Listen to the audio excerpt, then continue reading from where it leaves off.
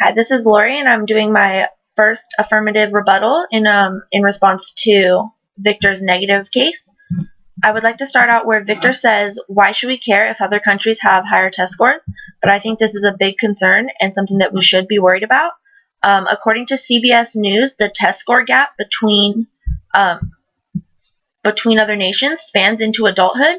According to a study, the program for the International Assessment of Adult Competencies states that in math, reading, and problem solving using technology, which is all skills that are critical for economic growth and global competitiveness, Americans scored below international average. So this was a globalized test. So, and also response into Victor saying that other countries can have different grading systems than us. This was a test that was equalized across all nations, and we still, as adults, scored below average compared to other nations. So it's definitely a problem. Victor's second argument is that it would make the economy worse because the government would end up spending more money.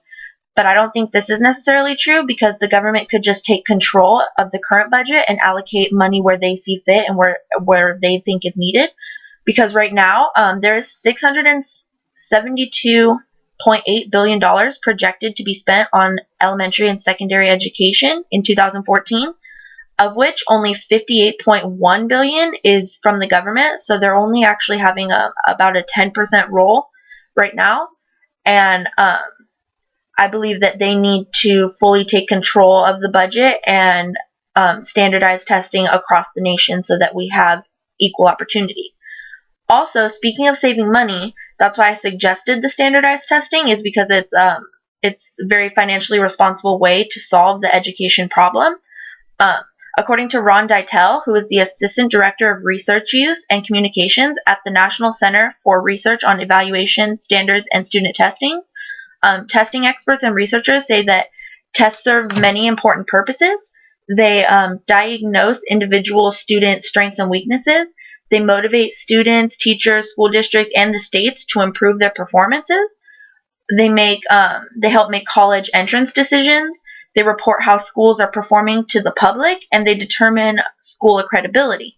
So the standardized tests are the only option in the way to check such a broad amount of things. In an idealistic world, we would be able to sit down with every student, every teacher, every administrator, and talk to them about the weaknesses and strengths of their students, but that's just not realistic financially or anything. We're already in debt. Tests are the most financially responsible way to track student progress over time. And also, when moving between states, test scores make it easier to for new teachers to see where a student's already at, check their progress, see if they're continuing on the same level that they were learning at before.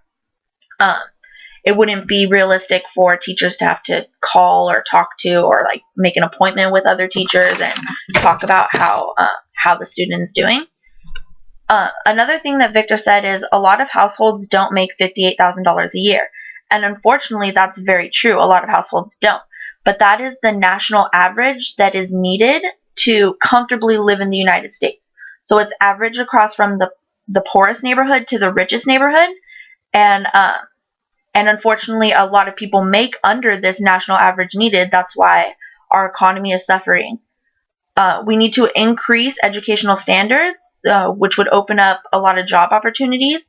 A report by Georgetown University Center on Education said that 65% of people with business degree or with bachelor's degrees in STEM, which is science, technology, engineering, and mathematics, things where our nation is lacking, make more money than bachelor's degrees in non-STEM fields.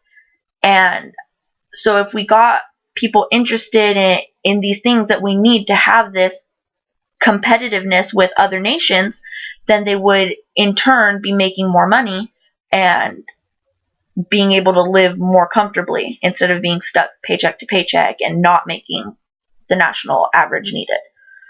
Another thing that Victor said is that the states already give enough schooling opportunities.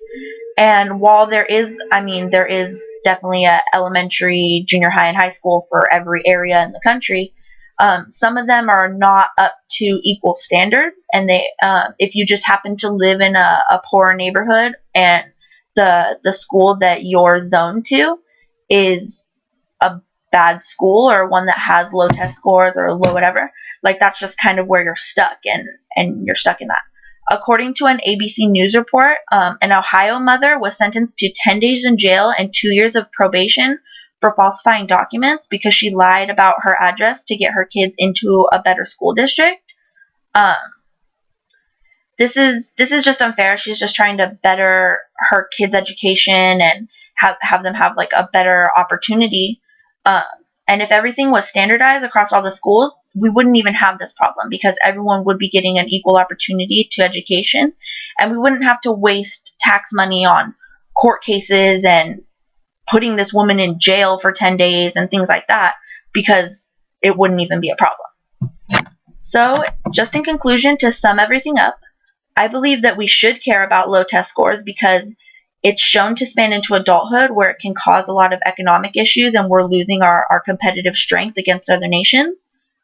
Two, the best way to do that is by standardizing tests and because it's the most financially responsible way to track student educational progress through their years. And thirdly, the government needs to step in where the states are currently failing and standardize the schools so that everyone has an equal opportunity to successful education and can go on to better their life, our life, and the economy.